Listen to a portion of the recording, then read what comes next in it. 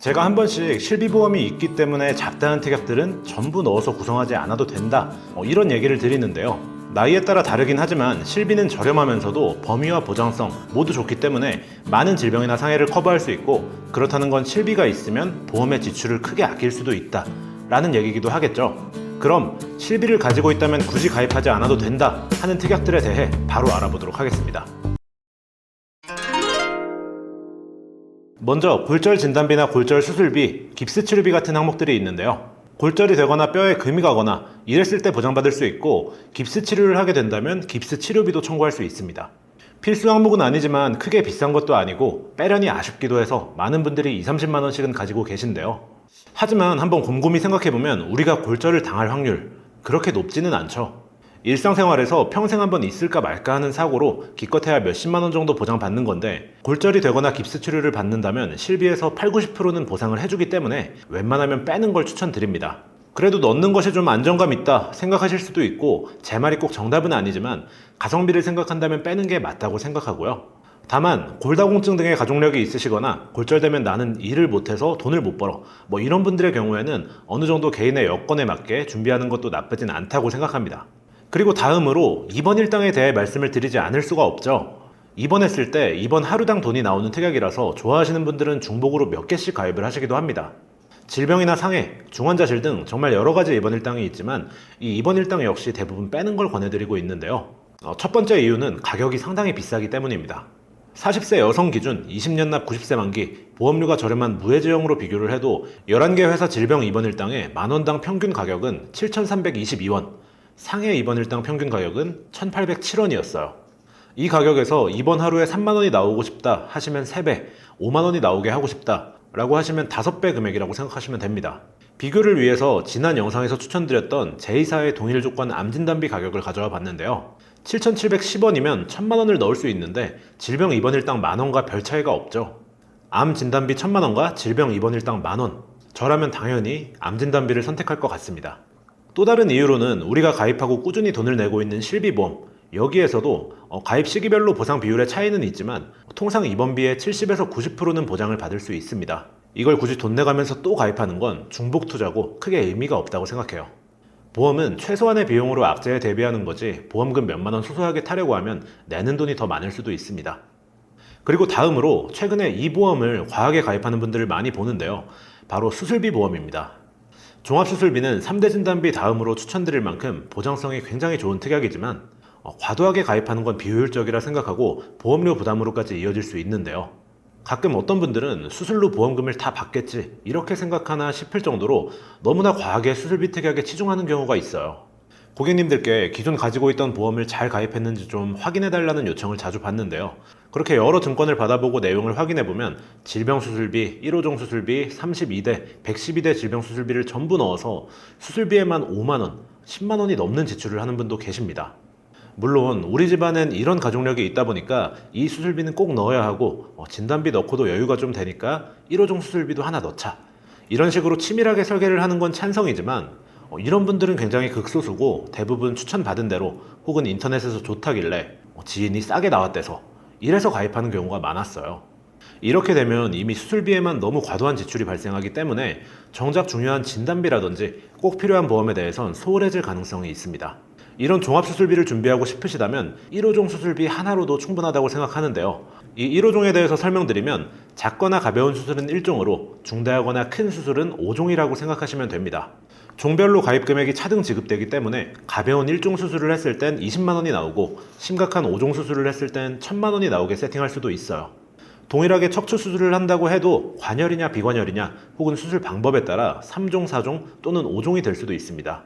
1, 2, 3종에서는 빈도수가 높은 수술들을 보장받고 4, 5종에서는 심각하고 어려운 수술들을 보장받을 수 있기 때문에 제 경험상 가장 많은 분들이 찾는 수술비이기도 하고, 저도 어느 정도는 가지고 있는 수술비입니다. 종별로 대표적인 수술을 찾아보면 1종에는 안검하수나 백내장 수술이 있고, 2종에는 대장용종 제거술, 흔히 맹장 수술이라고도 많이 알고 계시는 충수 제거술 등이 있습니다. 3종에는 녹내장 관열 수술이나 비교적 가벼운 암 수술들이 들어가고, 4종과 5종에는 관열 수술이 주를 이루는데요. 부위가 아닌 수술의 규모를 보는 1호종 수술비이기 때문에 원인이 암이든 혈관질환이든 개복술이나 개흉술, 개두술을 동반하는 큰 수술들이 4종, 5종에 주로 해당합니다. 그런데 5종 수술비를 1,000만 원 가입했다고 해서 이 표에 보시듯 단가가 비싼 수술까지 커버하긴 힘들겠죠. 관상동맥 우회술이나 뇌, 심장처럼 중요한 부위 수술을 할 때 비용이 2,000에서 3,000만 원이 넘게 나오기도 하니까요. 하지만 중증 질환이나 난치성 질환 수술비는 산정특례 제도로 나라에서 치료비 대부분을 보상해주기도 하고, 그게 아니더라도 실비보험이 있기 때문에 과한 수술비 보험 가입은 지양하시고 종수술비 정도만 추가하는 것이 가장 가성비가 좋은 선택이지 않을까 생각합니다. 그리고 또 다음으로 암 치료 특약들이 있는데요. 암 치료 특약하면 암 수술비, 항암 방사선이나 약물 치료, 표적 항암 등 굉장히 다양하게 있는데요. 최근 표적 항암 약물허가 치료 등 특정 암 치료 담보의 인기가 높아지면서 암 걸리면 방사선, 약물 치료 이런 거 받던데 빼도 되는 건가요? 이렇게 물어보시는 분들이 있습니다. 여러분, 암을 진단받고 보험금을 수령하는 것과 항암 방사선이나 약물 치료를 받은 뒤에 수령하는 것, 어떤 게 우선일까요? 당연히 암을 진단받은 뒤에 바로 나오는 게 우선입니다. 암을 진단받고 나면 약물 치료나 방사선 치료, 수술 등 특정 치료 행위는 할 수도 있고 안 할 수도 있는 거고요. 물론 암 역시 우리 집안은 암 환자가 정말 많다, 이런 경우에는 어느 정도 치료비로 보완해주는 것도 나쁘지는 않지만 우리한테는 실비가 있잖아요. 암 치료도 실비 청구가 가능합니다. 암 수술도 병원비의 80~90%는 청구해서 돌려받을 수 있고, 암 역시 앞서 말씀드렸던 산정특례 적용 대상이기 때문에 진단비를 줄여서라도 이런 특정 치료비 특약을 넣어야 하나 고민이라면 저는 과감하게 진단비를 추천드립니다. 암 관련 치료비를 10가지 가입한다고 해서 이걸 전부 보장받기는 힘들 겁니다. 지금까지 얘기한 내용들을 간단하게 정리해보면 골절이나 입원처럼 따로 보험이 없어도 우리 삶에 큰 위협이 되지 않거나 가격이 너무 비싸거나 이런 특약들은 실비만으로 충분히 보장을 받을 수 있다고 생각하고요. 수술비 역시 실비와 산정특례가 있기 때문에 과도하게 가입하는 건 낭비일 수 있다라고 말씀드렸습니다. 그리고 암치료 특약 역시 실비와 산정특례가 있기에 암가족력이 많은 분들이 아니라면 진단비를 보강하는 게 낫다. 여기까지가 제 의견이었는데요. 너무 경미한 사고나 과투자, 중복투자에 대한 얘기였습니다. 그럼 이렇게 뺄 거 다 빼고 올바른 보험이란 무엇이냐? 이런 질문을 하실 수도 있는데, 모든 사람은 개인마다 몸이 약한 부위가 있을 수 있고 어떤 가족력이 유독 심한 집안일 수도 있어요. 그렇기 때문에 올바른 보험에 대한 정답은 없다라고 말씀드릴 수 있습니다. 하지만 통계적으로 접근을 해보면 정답에 가까운 설계란 무엇인지 조금 알아볼 수 있는데요. 대부분의 나이대에서 암, 뇌혈관 질환, 심장 질환이 높은 사망률을 보이고 있습니다.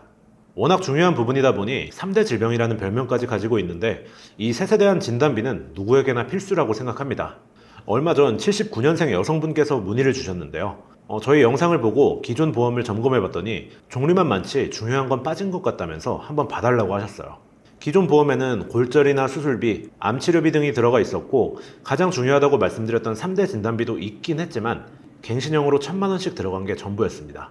처음에는 해지도 고민하셨지만 이미 몇 년을 납입한 비갱신형 종합보험이었기 때문에 몇몇 특약만 삭제하고 유지 및 보완을 추천드렸는데요. 종합수술비가 잘 들어가 있으셨기 때문에 3대 진단비 정도만 보완해주면 상당히 괜찮은 보장자산을 구성할 수 있었습니다. 진단비 구성을 위해 11개 회사를 비교해보니 이 고객님 같은 경우에는 제이사가 가장 메리트가 있었어요. 암과 유사암뿐 아니라 뇌혈관 질환, 허혈성 심장질환 진단비의 단가까지 가장 저렴했는데요. 이렇게 기본 계약까지 포함해서 71,521원에 암 진단비 5,000, 유사암 1,000, 뇌혈관 질환 진단비 2,000, 허혈성 심장질환 진단비 2,000이 들어갔습니다. 만약 이분이 비교해보지 않고 혹시라도 가장 비싼 아이사에 가입했다면 20년간 매월 3만원씩 약 720만원을 더 납입하셔야 했을 거예요. 다시 한번 강조드리지만 여러 회사를 비교하는 건 선택이 아니라 필수입니다. 오늘은 이렇게 실비가 있다면 굳이 추가하지 않아도 되는 특약과 리모델링 사례를 한번 살펴봤는데요. 실비는 정말 고연령층이 아니고서야 가격이 굉장히 저렴한데, 이렇다 보니 보장성도 낮다고 생각하시는 분들이 계십니다. 하지만 실비의 연간 한도는 5천만 원이나 되고 치료 목적의 의료비라면 대부분 보장을 해주고 있으니 불필요한 담보는 삭제하시고 절대 부담되지 않는 금액대로 세팅하시길 바라겠습니다. 직접 설계를 받아보고 싶으시거나 궁금한 점이 있으시다면 언제든 카카오톡 채널 검색에 보험담 검색을 통해 문의 주시거나 위 번호로 연락 주시고요. 오늘 영상이 도움이 되셨다면 구독과 좋아요도 꼭 한 번씩 부탁드리겠습니다. 그럼 저는 다음 시간에 더 좋은 내용으로 찾아뵙겠습니다. 감사합니다. 본 광고는 광고 심의 기준을 준수하였으며 유효기간은 10일로부터 1년입니다.